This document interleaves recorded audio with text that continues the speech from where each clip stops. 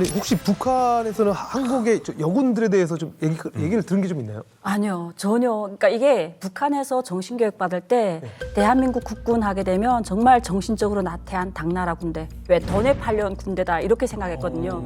남자도 이런 군대인데 여자면 더 하지 않냐, 사랑밖에 모르는 군대. 예. 그렇게 생각했는데 저는 이번에 이거 W를 보면서 와, 정말로 멋지다. 예, 정말 대한민국 여성분들 정말 멋있고 또 이 강철 부대를 보면서 아, 정말 대한민국 국군 여군에 대해서 다시 한번 감동받았습니다. 진짜 같은 여자인데 저는 여자가 여자한테 반하는 게 무슨 뜻인가 했는데 저는 진짜 여자한테 반할 정도로 예, 저 독거미거든요. 진짜 독거미죠. 저 제일 끝에 지금 앉아 계신 저분은 정말로 정말 그 카리스마 있잖아요. TV에서 볼 때는 그런 생각했어요. 아, 저 사람이 아니다. 그냥 무기 같고 정말 그 로봇 같고 막 그렇게 봤거든요. 근데 점점 이제 찬찬히 가까이 가서 봤습니다. 그런데 피부도 너무 예쁘고 예, 아름다운 여성이라는 거에 참 많이 놀랐어요. 한 가지 궁금한 점이 생긴 게 이제 저희 같은 남성들이야 이제 뭐 징병제니까 뭐 선택의 어떤 여지 없이 이제 군대에 가죠. 여성분들은 그렇지는 않잖아요. 이제 모병제잖아요. 근데 자원을 했단 말이에요, 말하자면.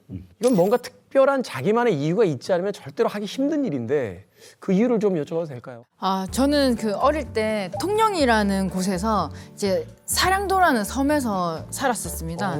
그 섬에서 살면서 산과 들을 뛰어다니면서 이제 기초 체력이 만들어진 것 같고 그러다가 제가 육지로 가서 고등학교를 갔는데 고1 때인가? 그때 제가 변태를 처음 만난 겁니다. 섬에서 나와서 변태요? 변태를 본 겁니다. 바바리맨 같은 거. 바바리맨. 바바리맨 종류가 다양한데 그중에 네, 그 가장 바바리맨. 보편적인 변태를 고등학교 때? 네네. 그래서 되게 신선한 충격을 받고 우리 드라마에서 섬에서 그 나오니까 그런 사람 처음 봤지 않습니까? 그렇죠, 놀라죠. 그래서 이 내가 잡아야겠다.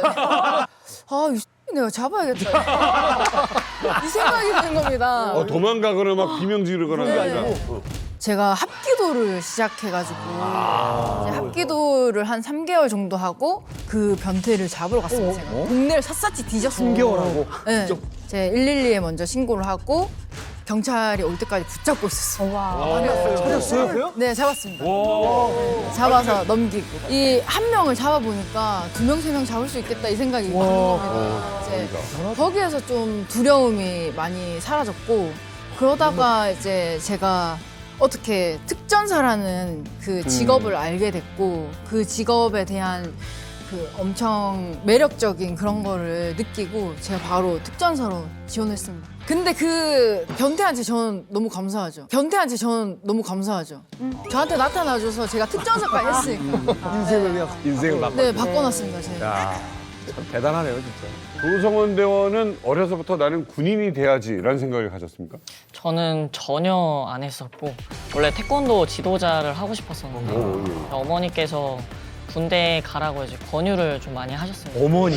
네, 어머니께서 권유를 계속 하셔서 제가 이거를 이제 거절을 해야겠다라고 생각을 했는데 그냥 이제 어머니께 저는 입대 안 하겠습니다라고 말하는 것보다는 내가 시험에 합격을 해서 그 합격 통보를 다 받은 다음에 이제 안 가겠다고 말을 해야겠다 이렇게 생각을 했었는데 필기 시험을 막 준비를 하다가 갑자기 이제 제가 들어가는 해 한국사가 생겨난 겁니다. 네. 그래서 한국사까지 추가해서 이제 공부를 하기 시작했는데 공부를 하다 보니까 이제 6.25 전쟁에 대해서 이제 공부를 하다 보니까 이 입대를 갑자기 너무 하고 싶은 겁니다. 갑자기 뭔가 애국심이 좀 끌어올라서 내가 군대에 가야겠다라는 좀 생각이 들게 돼서 그때 이제 입대를 좀 하게 됐는데 그때 또 부사관 학교에서 마침 또 3호 특수임무대대에서 공석이 생기게 되어서 그 공석 자리를 이제 뽑으려고 왔는데 저는 또 그 자리에 없었습니다. 없었어요? 네, 수통에 물을 먹고 장염이 걸려가지고 네, 그래서 입시를 한 상태여서 제가 그 면접을 보지 않았는데 중대장님께서 저는 따로 전화로 직접 전화 면접을 해주셔서 제가 이제 최초로 비대면 면접으로 합격을 한 사례가 있어요. 아, 이게 이력이 좋으면 그래요. 자원이 아까우나 보다. 네, 이력을 보면 이게 지금 같은 수방사라는 이 자체에 사병 뽑는데 저는 이제 그쪽에 있었는데 이력이 다 나와 있잖아요. 네. 어디서 뭐 했고 전공 뭐고 태권도 저 정도면 욕심 나거든. 지금 보니까 우리 조성원 대원 같은 경우는 합기도 태권도 유도 종합 무술이 14단이에요. 야.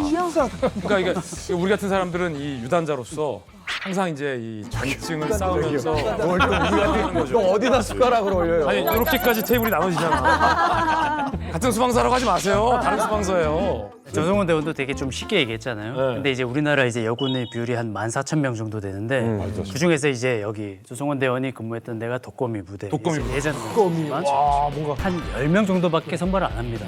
근데 이제 전투 요원으로 된 현재로 된 부대 중에 정말 유일한 어떻게 보면 특수 부대 중에 하나인데 여기에서 이제 임무하는 게 굉장히 좀 극비고 또 어렵다 보니까 제가 실용실에 있을 때 대테러 교관을 할 때 이제 여러 이제 전국에 있는 대테러 요원들이 옵니다. 근데 이제 여군들은 눈에 띄죠.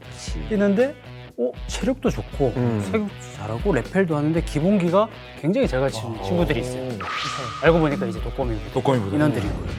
그리고 굉장히 눈도 매섭고 그 살기가 느껴질 정도로 정말 그런 이제 군인에 대한 자부심이 있더라고요. 네.